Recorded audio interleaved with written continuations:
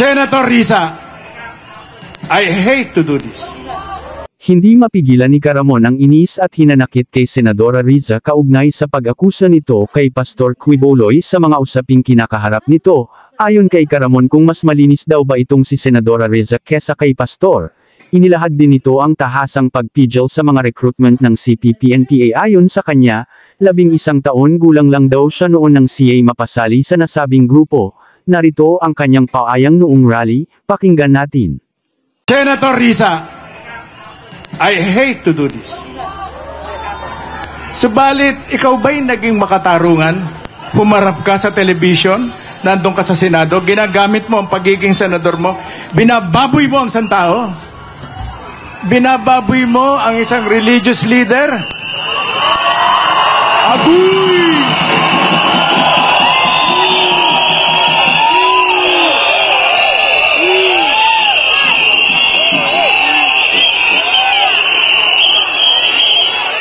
Inuulit-ulit mo, inaakusahan mo, sinintensya mo na sa mga interview, napapanood kita. Sinasabi mo talaga na si Pastor Quiboloy ay rapist, nang-aabuso, magnanakaw, etc. etc. Bakit? Sino ka? Bakit?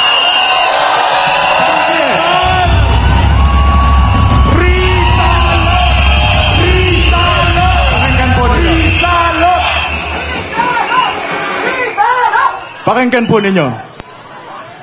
Gusto kong itanong sa kanya to. Tiyak na nanonood siya 100%. Bakit? Bakit? Ayokong tawaging Senator Risa. Bakit Risa Hontiveros? Bakit? Mas malinis ka ba kay Pastor Quiboloy? I was 16 years old. Ako po'y 16 na taon nung unang makumbinsi ng Communist Party of the Philippines. And that was a long, long time ago. Ako po ngayon ay 74 years old. 74 na taong gulang. At ang sabi ng iba, sabi ng ibang kapatid ko, bakit ka pa nakikialam dyan?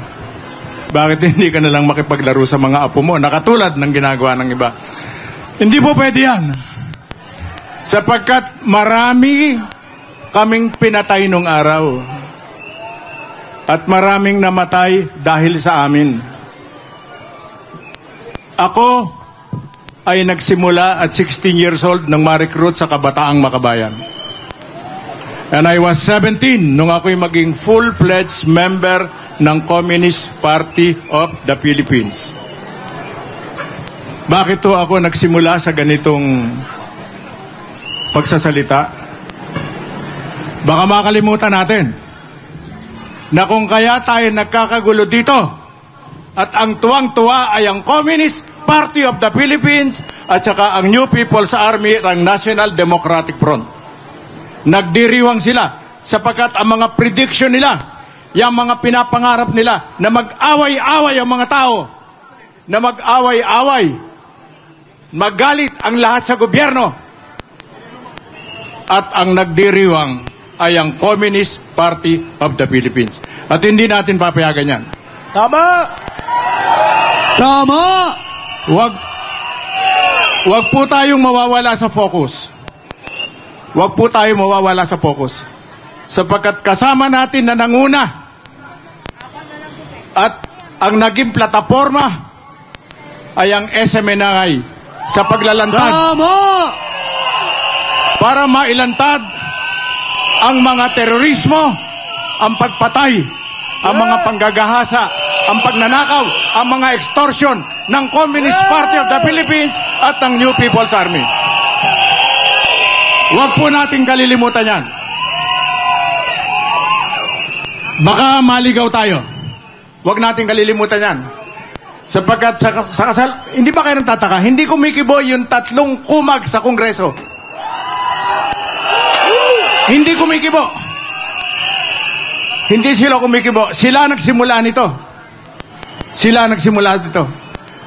At ito ang pinapangarap nila na mangyari. Yung magkagulo-gulo. Pero anong gulo ang gagawin nila? Nakita nila mga tao rito. Bakit nagkaganito? Ito mga tao na ito na walang ginawa araw-araw kundi magdasal. Yes! Panginoon ko, sa araw-araw na ginawa ng Diyos, yung mga nakikita kong kabataan na to, yung mga nanay, at may mga ilang lola at lolo, yan ay walang ginawa araw-araw kundi magdasal. Pero bakit ninyo ginalit? Bakit nandito ngayon? Bakit nandito ngayon? At naglalabas ng sama ng loob.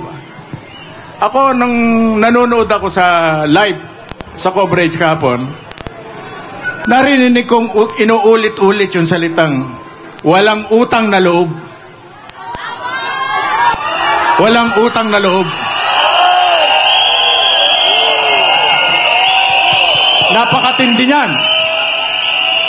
Napakatindi po niyan sa mga Pilipino. Pag ikaw ay walang utang na loob, napakawalang hiyamong tao.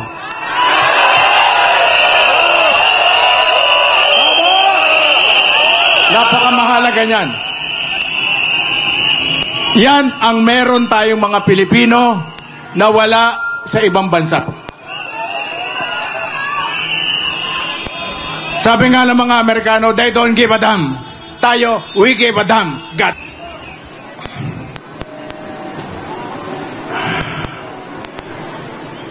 Mga anak at mga apo na nandyan sa harap, mga magulang, at mga kapwa ko senior citizen,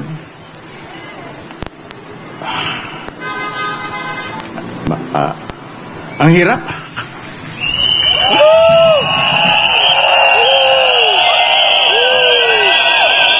Ang hirap lang ko. Kaya pala sa aking panonood, parang si Ka Eric ay umiiyak dito.